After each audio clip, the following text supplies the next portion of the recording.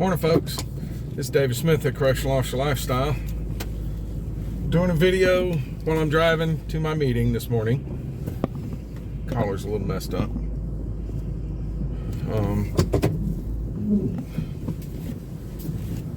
Hopefully today we will learn what shift everybody is going to on the 8-hour shift model.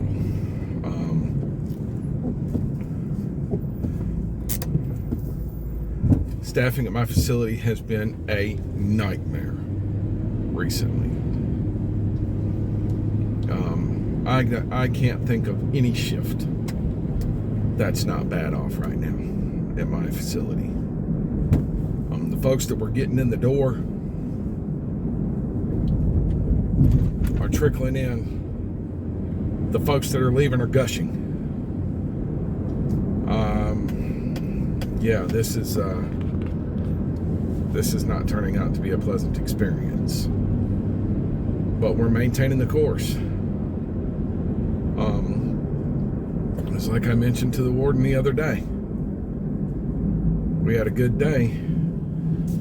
Nobody was hurt. Nobody died. That's a good day. That's a good day when you're fully staffed. But it's a really good day when you're not. So I'm hoping that we can get these 8-hour shifts, get on our feet, 8.5-hour shifts, my apologies. Get these 8.5-hour shifts, get back on our feet. Start bringing folks in and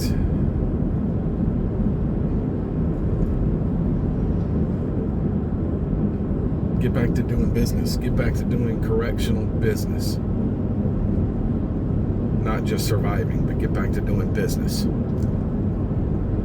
So I'm looking forward, I'm hopeful, I'm very hopeful, and looking forward to making this a reality and making this happen. So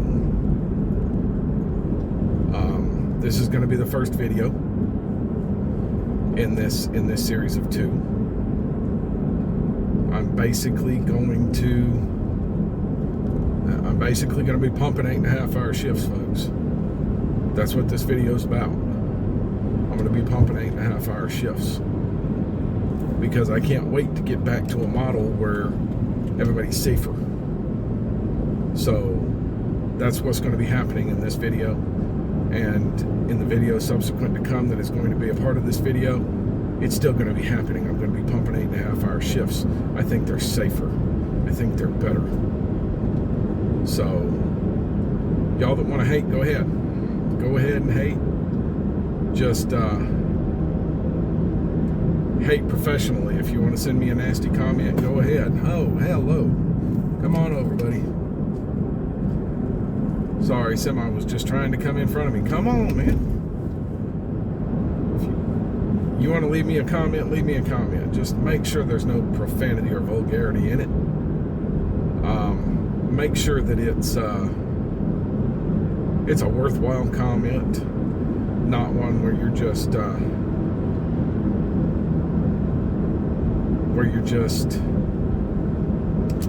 don't want to say mean, but hating for the sake of hating. Not one where you're just being mean for the sake of being mean, but constructive.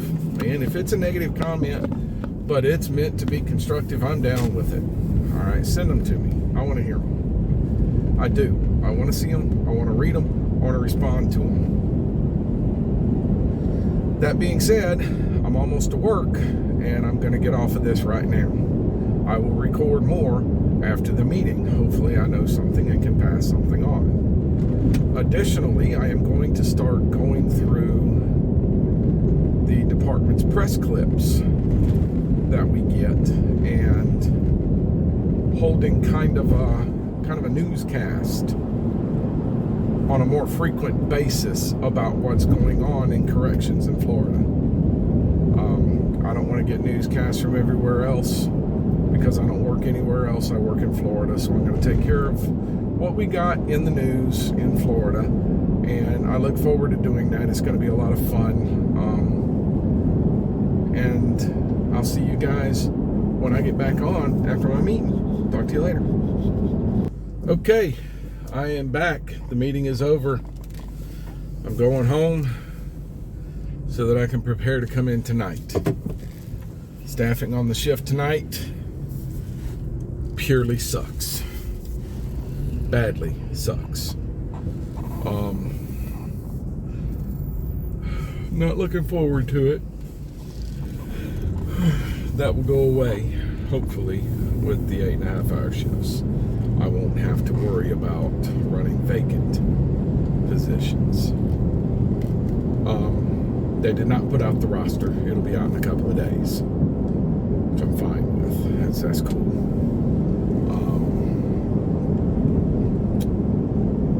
Simply put,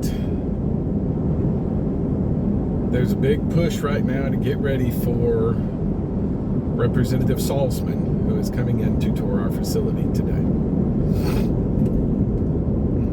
I think this will be positive. We didn't do anything. We didn't generate a dog and pony show. We're gonna let her come in and see things as they are on a day-to-day basis. So it's going to end up being positive. But one of the takeaways from this meeting, okay, and this leads into one of them videos that can help you with your career, okay? One of the takeaways from this meeting today was verbiage. Correctional officers have a way of talking, not always professional. Correctional officers have their own slang, their own lingo, not always professional.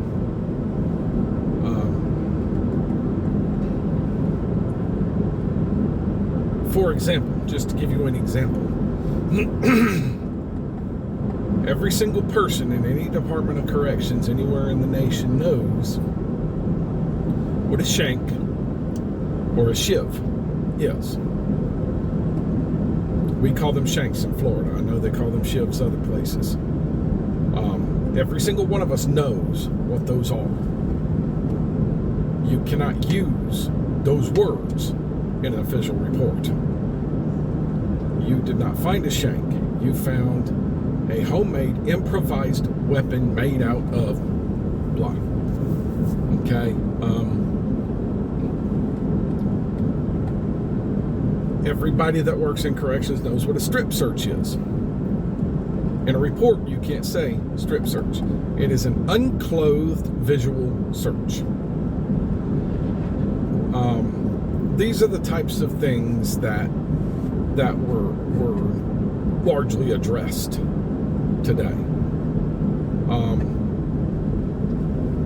Everybody knows that when you search a cell, you toss the cell. There was other verbiage used that I agree with even less, but everybody in corrections knows when you search a cell, it is referred to as tossing a cell. You're not actually tossing the cell. You're not actually going in there and throwing this inmate's stuff all over the place. If you are, then you're wrong.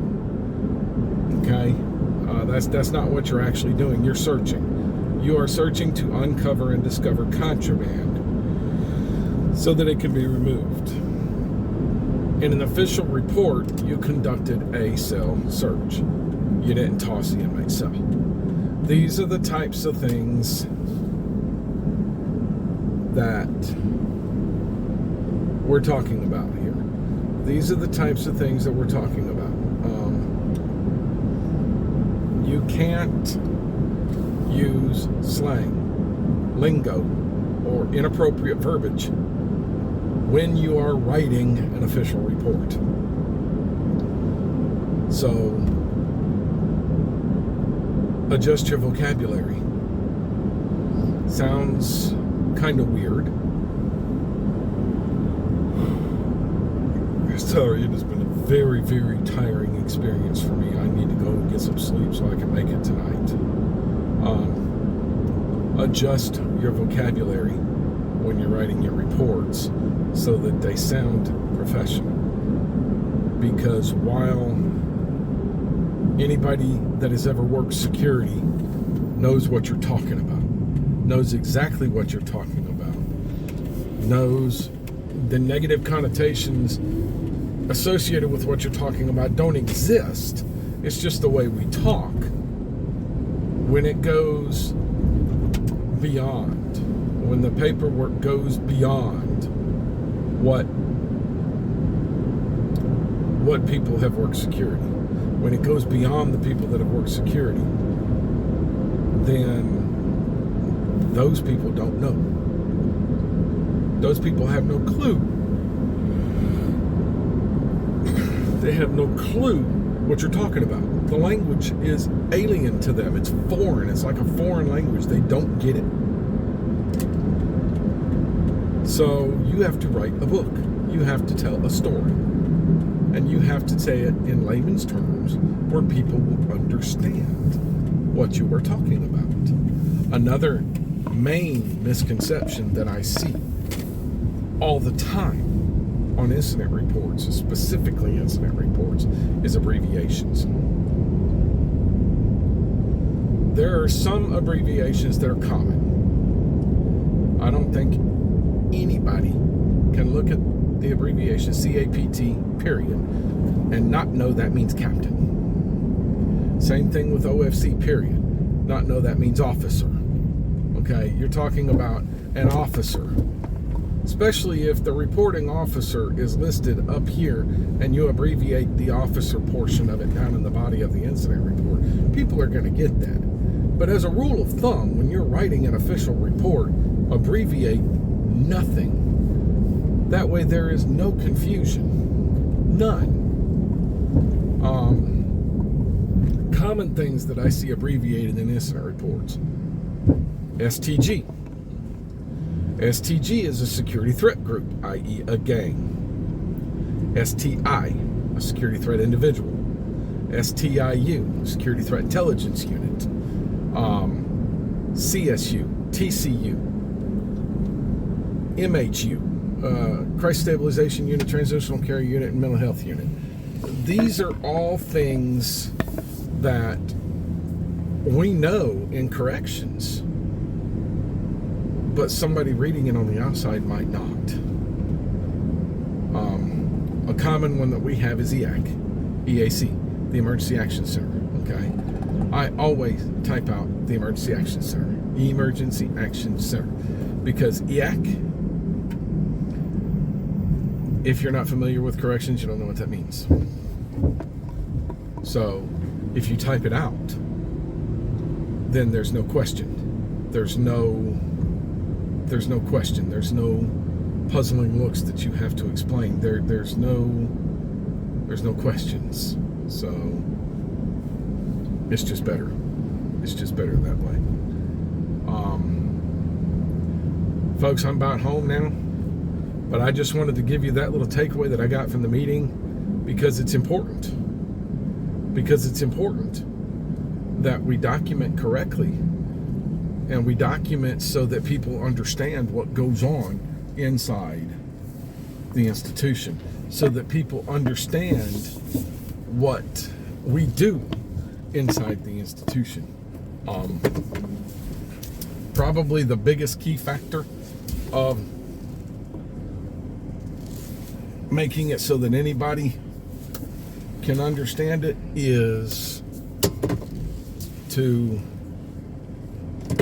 make it so that it doesn't seem like we're hiding something. Correctional officers have been accused of that over and over and over again throughout history, of cover-ups. One of the things that we had recently was cookie cutter use of force reports. It was in the news, so I'm not giving away any sensitive information. I'm certainly not going to give away any names or anything like that, no locations. But if every person that either witnessed or participated in a use of force has the exact same story, there's a problem. There's a problem.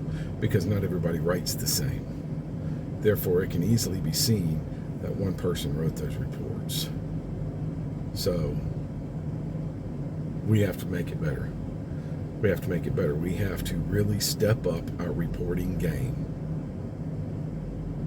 in corrections so that it does not appear that we're trying to hide something. Because I personally have nothing to hide. I love my job. I do my job well. I personally have nothing at all to hide. And I don't want the misperception that I do to be out there. Folks, this is David Smith at Correctional Officer Lifestyle. That's all I got for this video. If you like the video, make sure you hit the like button. You want to see more, hit the subscribe button. Make sure you hit the bell for notifications when I post new videos, and hit me with the comments. The same rules for the comments apply. Keep them professional. I don't want any profanity. I don't want any vulgarity, no sensitive information, no policies and procedures, and certainly don't disrupt an ongoing investigation. Okay? Domestic violence, there's no place for it in this world. Make sure that you know the number, 1-800-799-SAFE. If you are the victim or you know the victim of domestic violence, 1-800-799-7233. That is the number that can help you. The people at the other end of the conversation have the tools, abilities, and resources to help the victims of domestic violence. If you know the aggressor in a domestic violence situation, say something to somebody. The worst thing you can say is nothing. And if you are the aggressor in a domestic violence situation, there's help for you too. Admit that you need that help and then ask for it. Folks, that's all I got for this video. Hope you enjoyed the video. And always remember, the love shouldn't hurt. I am my brother's keeper. I am my sister's keeper. Y'all stay safe behind the fence. I'll see you in the next one.